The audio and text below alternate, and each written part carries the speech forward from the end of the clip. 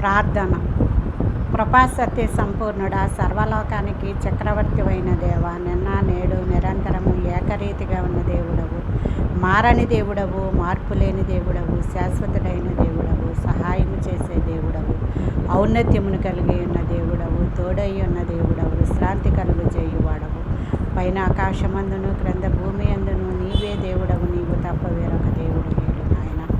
మీ పాదముల చెంత చేరి సాయంకాల సమయంలో ప్రభువా మరి ఒకసారి మీ సన్నిధిలో కూడుకొని ప్రార్థించుకుని కృపనిచ్చిన దేవ, మీకు స్తోత్రం. నూతన సంవత్సరంలో 6వ నెలలో నాయన 4వ తారీఖు వరకు సజీవ లెక్కల్లో ఉంచిన నా తండ్రి, మీకు స్తోత్రం. ఈ రోజంతా మాకు కావలసినవన్నీ అనుగ్రహించి రాకపోకల్లో కాపుదల భద్రత దయచేసి రోగులందరిపై మీ హస్తం నుంచి ముట్టి స్వస్థపరిచి నశించిపోతున్న వారిని రక్షించి రక్షింపబడిన వారి చుట్టూ మీ కాపుదల కంచె వేసి ఆర్థిక ఇబ్బందులలో తల్లడిల్లిపోతున్న బిడ్డలను అందరినీ ఆదరించండి. మీ క్రీస్తు యేసు మహిమైశ్వర్యాన్ని తెలిసి వారి ఆకాశవాకళ్ళ నింపి పట్టజాలని దీవెనల బిడ్డల పైన క్రమరించమని వేడుకొనిచున్నాము తండ్రి. ఎవరు విరిగి నలిగిన మనసుతో నీ వైపు తిరిగి నాయన మిమ్మల్ని వేడుకుంటారు, అటువంటి వారిపై మీ దృష్టి ఉంచి నాయన, మీ కనుదృష్టి మీ చూపు వారిపై ఉంచి నాయన వారిని ఆదరించే దేవుడవని నాయన మీ చేతులకి వారిని అందరినీ సమర్పిస్తున్నాము నాయన.